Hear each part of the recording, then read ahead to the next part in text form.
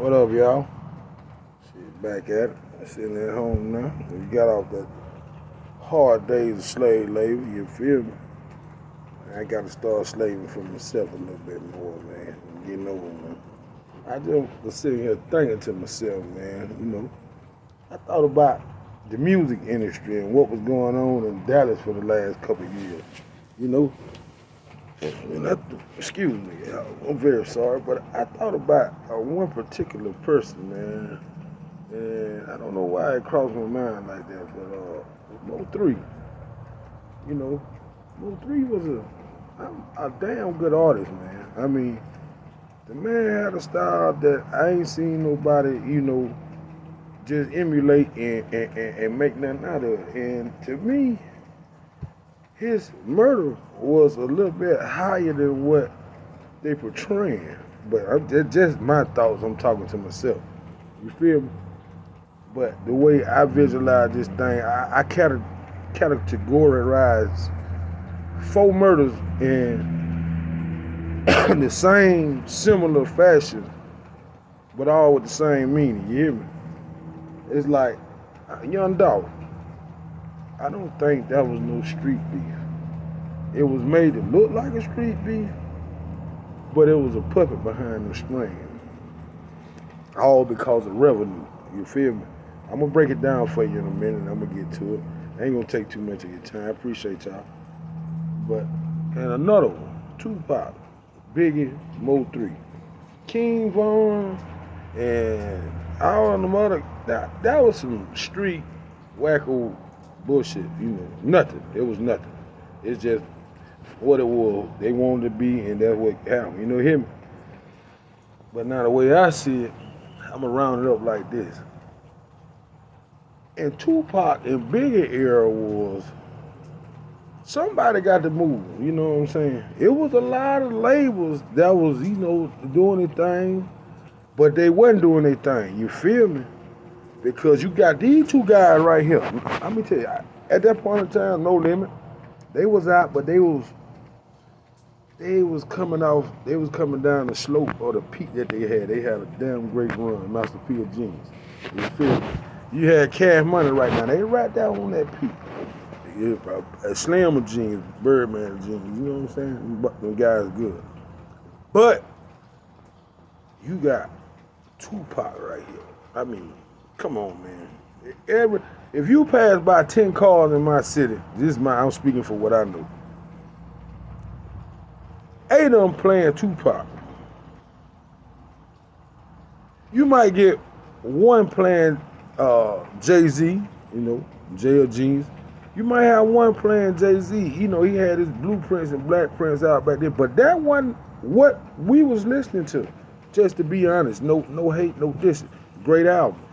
But on the persona-wide, on a nationwide market, it might have been New York market. Yeah, he probably ran that. But on a nationwide market, for the South, the East, the West, Tupac was what you were hearing. And then the beef battle with Biggie. Okay, now Biggie slamming. Jay laid in the cut right here. So you hear me? He they say he the greatest or whatever, whatever it is, it is what it is. But to me, his shine time was second. You hear me? These guys first. War make money. And any part of history you go through, the best time is after a good war or before a good war. Preparing for war, it takes a real industry to prepare for war. You got to get the soldiers together. You got to get the ammunition together. You got to make the money to get all this. And then the hype behind the war, the thrill of the media, you know what I'm saying, about this war and what country going, it's just driving the industry.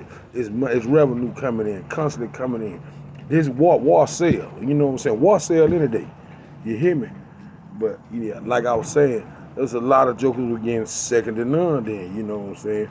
Everybody listen to what they listen to, but to be honest, those guys was the front cover of rap, of hip hop. That's what was bumping in 97% of the speakers around America. You feel me? But now come back to this day and age, Dallas, Texas. You hear me? It's a lot of artists out there in Dallas, great artists. It's a lot of artists in the state of Texas, great artists. But that era of beef came around. Yellow Beezy, he got his worldwide platform on. That's what I did. Okay, everybody rocking that. Yeah, that's what I did. He had a few folk with him, the remix, and you know what I'm saying. A lot of artists wanted to get with it, feature. But excuse me, y'all. But look, when Mo 3 and the beef or whatever happened, they had got exposed to the nation. Man, bruh,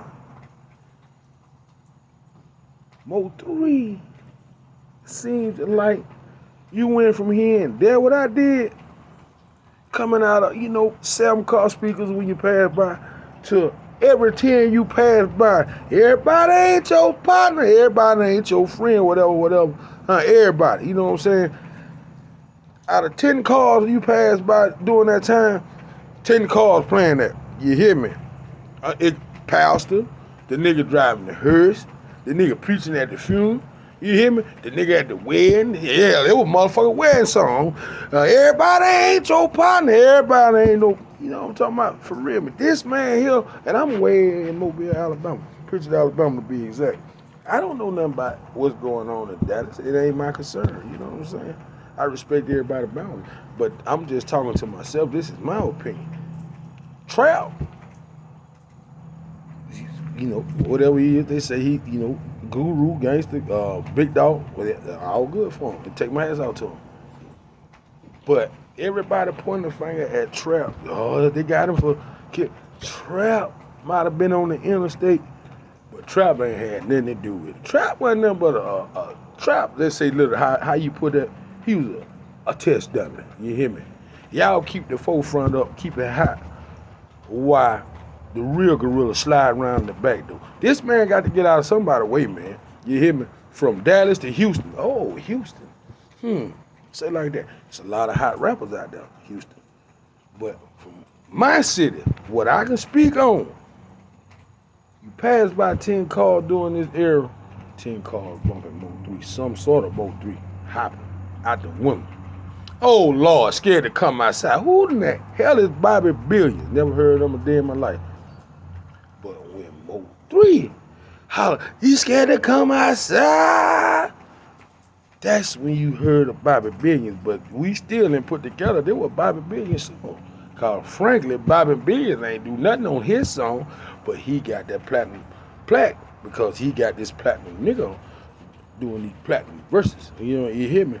Oh man, come on, shut it down. You hear me? I heard the police chasing a nigga bumping. He scared to come outside. I'm like, ooh, cutting up for real. So therefore, what I'm saying to say this right here, and I'm gonna cut it short because I'm tired of talking to myself, and I'm gonna want to go in the house and talk to somebody else. But check it out. What I'm saying is, from Houston to Dallas, San Antonio to goddamn Amarillo, wherever you say you from, wasn't no rapper in the forefront than Mo 3.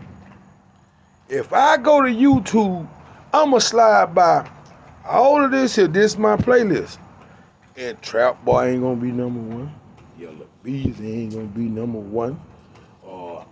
Anything out of Houston ain't gonna be number 1. But now you know they on now. Got to say, in this track right here, I'm riding and listening to anybody else in my city. I can very much speak for.